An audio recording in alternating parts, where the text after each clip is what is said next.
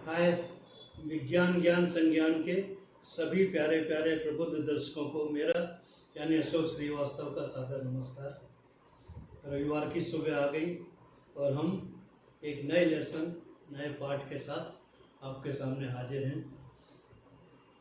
पिछले कुछ प्रोग्राम से हम इलेक्ट्रिसिटी के ऊपर बात करते आ रहे हैं, तो आज उसी को हम आगे बढ़ाएंगे, उसी श्रृंखला को बढ़ाएंगे। आज हम बात करने वाले हैं ट्रांसमिशन के ऊपर, पावर ट्रांसमिशन।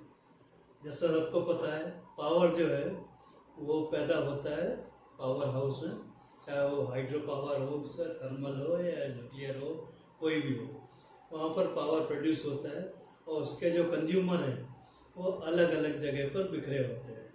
कुछ सिटी में है, कुछ डोमेस्टिक हैं, मीन्स हाउस होल्ड कंजम्पशन है, कहीं इंडस्ट्रियल कंजम्पशन है, तो सबके अलग अलग पावर रिक्वायरमेंट होते हैं।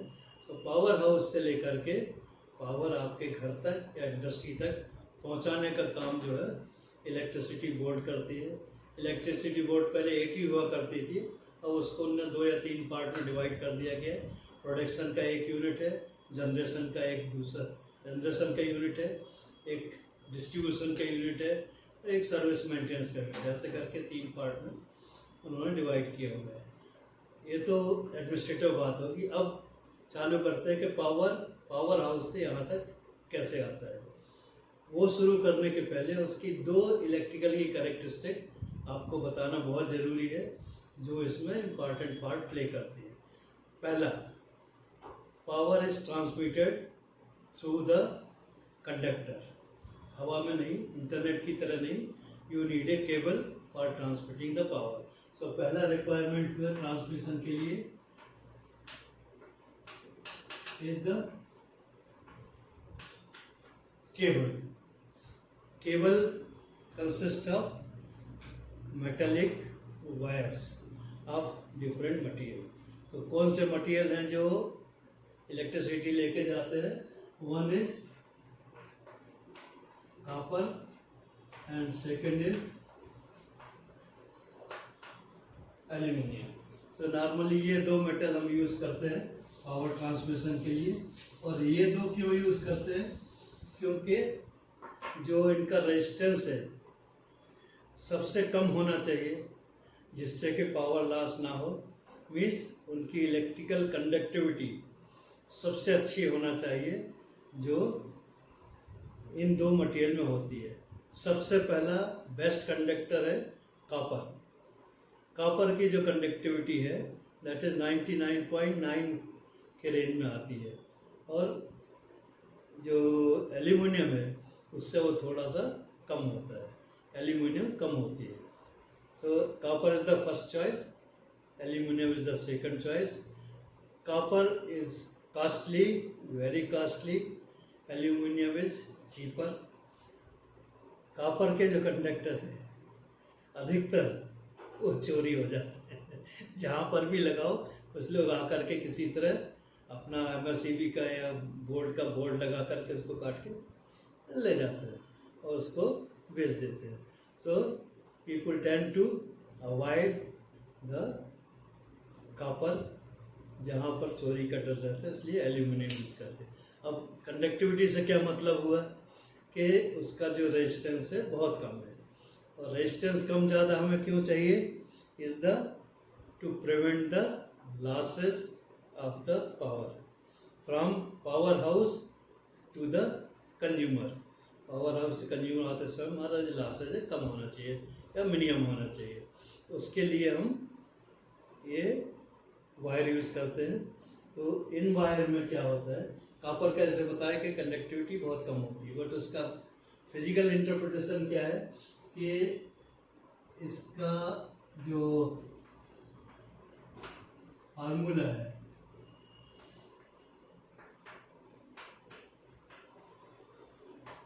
हीट जनरेशन का, इलेक्ट्रिसिटी जब बहती है तो उसके 2 इफेक्ट होते हैं। एक तो ये है कि हीट जनरेट होता है और दूसरा मैग्नेटिज्म जनरेट होता है। सो मैग्नेटिज्म भी जनरेट होता है, हीट भी जनरेट होता है। जो हीट है वो आपका चली जाती है एटमॉस्फेयर में, और that much is the loss of power. So electrical heat loss नहीं होना चाहिए, इसके लिए हम कॉपर के वायर यूज़ करते हैं जिसके कंडक्टिविटी बहुत ही ज़्यादा होती है। अब इसका जो फार्मूला है ऐसा बताया हीट का, करंट का square into resistance and time, इनको तीनों को मल्टीप्लाई कर दो तो it will give you how much heat is generated from that copper. तो अभी हमारा जो ट्रांसमिशन लॉस अगर कम रखने का है तो सबसे पहला प्रिंसिपल है कि करंट उसमें सबसे कम जाना चाहिए। You should have a higher voltage and less current. क्यों? क्योंकि पावर जो है, power is equal to V into I. V is the voltage, I is the current. अगर हम 100 किलोवाट पावर ट्रांसमिट करना चाहते हैं और हमारे पास रेजिस्टेंस मान लो 100 का ही है, 100 ओम्स का रेजिस्टेंस है, सो 100/100 मतलब इसका ये हो गया 1। तो इसमें करंट जो है वो 1 जाएगा। अभी इसको अगर हम 1 0 कम कर देते हैं, दैट मीन्स अगर हम 10 का रेजिस्टेंस लगाते हैं तो ये जो हो जाएगा आपका 10 amperes. Okay, so conductivity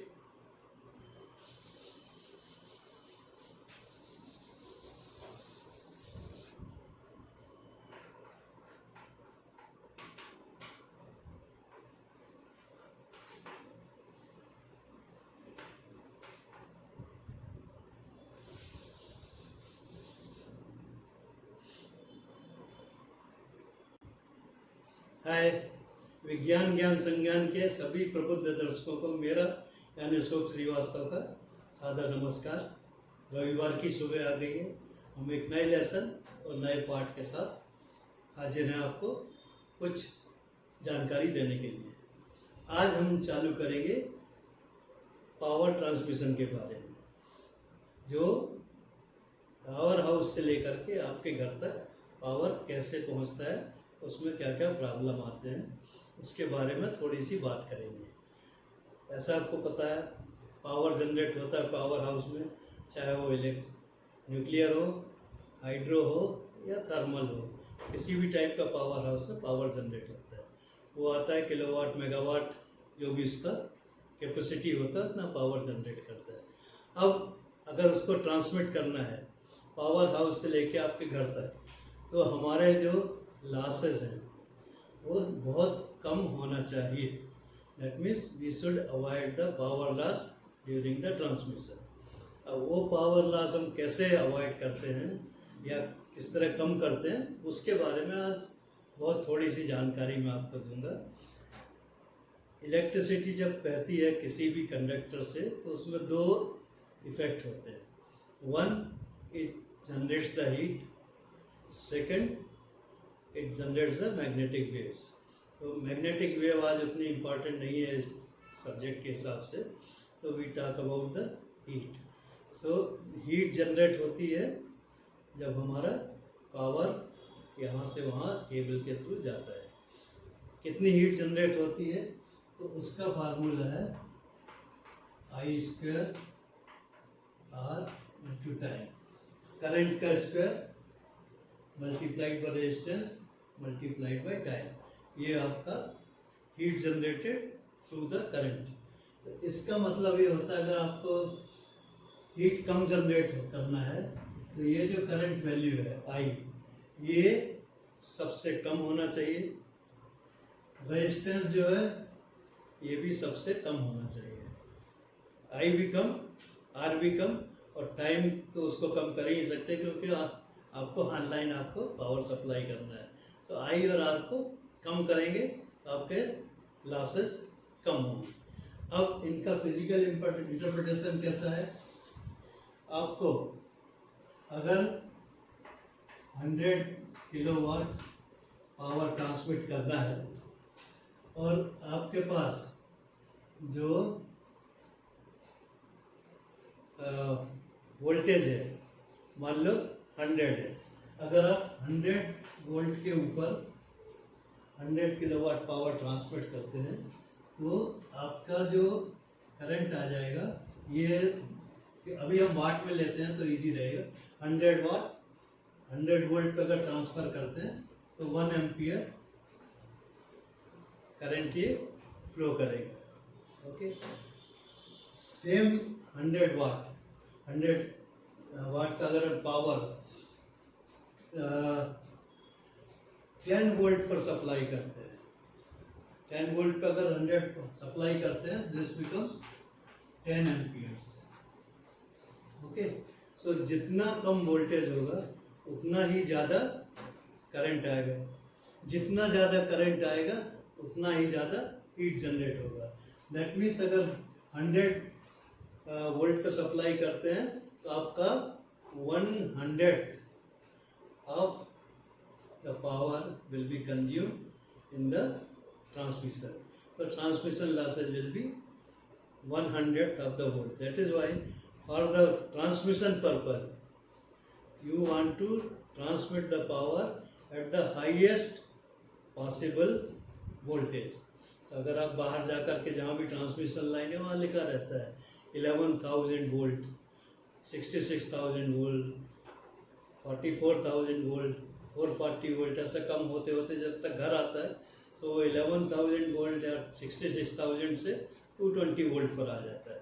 because घर में आपको सेफ्टी चाहिए तो you require a lower voltage.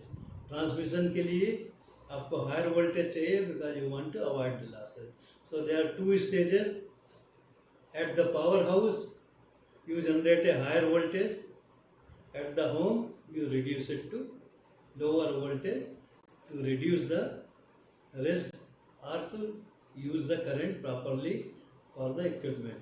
You cannot run a mixie on the 1000 volt or 2000 volt. You require 220 or 60 or lowest possible volt. Okay, so this is the basic fundamental for the transmission from the powerhouse to your home. इसके लिए एक छोटी सी information और मैं देना चाहता हूँ इसी में कि पहले के ज़माने में, कुछ समय पहले जहाँ पर पावर हाउस होता था उसके आसपास जितने भी लोड कनेक्टेड थे वो एक पावर हाउस से कनेक्ट हो जाते थे।